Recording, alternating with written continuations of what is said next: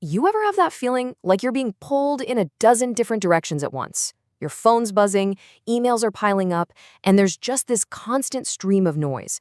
It's so easy to feel completely overwhelmed. Well, today, we're going to dive into why that happens, and more importantly, how we can find a little more harmony in all that chaos by exploring something called our inner life. Okay, let's just start with a simple question for you, and I want you to really think about it. When was the last time you were genuinely, truly bored? I don't mean waiting for a Zoom call to start while you're scrolling through your phone. I mean completely unoccupied. Nothing to do, nothing to watch, nothing to listen to. If you're struggling to remember, you are definitely not alone. It seems like we've become absolute experts at engineering boredom right out of our lives. And that difficulty, that struggle to remember, it brings us right to what our source material calls the modern tendency. It's this almost automatic habit we have of distracting ourselves from silence, from being alone, from any moment that might actually lead to some quiet thinking. The second a quiet moment pops up, we reach for a device to fill it. It's almost a reflex. You know, this tendency is so common, so pervasive, we could really call our time the age of distraction.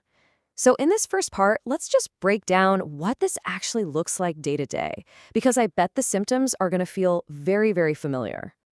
So what does this actually look like in real life? Well, it's that phantom phone check, right? Reaching for your pocket when you know nothing's there. It's walking into a perfectly quiet room and immediately needing to turn on the TV or music or a podcast. It's that antsy, restless feeling that creeps in when you find yourself alone without a screen. And, oh, the big one, finding it almost impossible to just focus on one single thing without your brain being pulled in another direction. Now, this brings us to a really critical point. According to the source we're looking at, this isn't just a random collection of bad habits. Nope, it's something much deeper. It actually points to a fundamental mistake that we're all making. And here it is, the core mistake, the absolute central problem, is that we are ignoring our inner life. See, the issue isn't really the technology or the noise itself. The issue is what it lets us do. Constantly turn our attention outward, and in doing so, we completely neglect this vital part of who we are. So, what on earth is this inner life? It's actually a fantastic concept. Just think of it as the part of you that exists totally separate from all the external pressures. It's where your own unfiltered thoughts live, where your true feelings are, and where your core sense of self resides. It's the you that's left over when you strip away your job title, your social media profile, and that never-ending to-do list. And this leads to a really, really important question. If we are constantly distracting ourselves, if we're neglecting this vital internal world, so what? What are the actual consequences? What really happens when we start to lose touch with ourselves? Well, that question is the perfect bridge from the problem to the solution. Let's talk about the alternative path, which our source material frames so beautifully as the power of inner harmony. This just lays out the choice we face every single day so clearly. On the left, you've got the path of the mistake, a life filled with constant noise, a focus that's always external on what other people are doing or what they're demanding, and just being in a state of constant reaction. But look to the right. We have what's called the virtuous counterpoint, actively choosing quiet contemplation, turning our focus inward, and living with intention. Our source defines this virtuous path perfectly. It's about cultivating inner harmony, setting aside moments for reflection, prayer, or meditation to nurture the soul. I just love that phrase, nurture the soul. It completely reframes this. It's not a chore, it's a fundamental act of taking care of yourself. And here's the crucial thing to understand. This is not about becoming a hermit or escaping from your responsibilities. Not at all.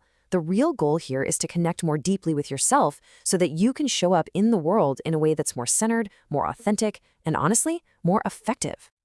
Okay, so that all sounds pretty great in theory, right? But how in the world do we actually do it in our busy lives? Let's get super practical in our final section, how to nurture the soul. It's actually a beautifully simple process. Step 1, schedule silence. Don't just wait for it to magically happen, because it won't. Literally put 5 minutes in your calendar. Step 2, disconnect your devices. For those 5 minutes to count, it has to be truly quiet. So put the phone in another room. And step 3, choose your practice. The source mentions reflection, prayer, or meditation. The key is just to pick one that feels right for you. And if the idea of reflection feels a little fuzzy or abstract, this slide offers some really simple starting points. You can just sit and ask yourself, how am I really feeling right now, underneath all the busyness? What's the one thing that's most important for me to focus on this week? Or even just, what's one small thing I'm grateful for today? And really, that's the whole key. It all starts with one intentional moment, one conscious decision to turn your attention away from the outside world and just for a minute, point it towards your inner world. That's the first step, and honestly, it's the most important one. And here's a fantastic piece of advice to keep in mind as you start this. A lot of people get intimidated by silence because they think they're supposed to empty their mind of all thoughts, which feels impossible. But that's not the point. The goal isn't to create a vacuum. It's simply to get to know what's already in there, to just listen to your own thoughts without judgment. So, what's the ultimate reward for making this shift? What's the big takeaway? It's right here. It's about forging a deeper, more honest connection with yourself. And from that connection, a stronger, more grounded sense of purpose can emerge, helping you navigate this very noisy world with just a bit more clarity and peace. So we'll leave you with this final thought. We spend so much time and energy searching for answers out there, in the world, from experts, in books, on our screens, but maybe, just maybe, the most important ones are already inside you, just waiting for a moment of quiet to be heard. The only question left is, what answers are waiting in your silence?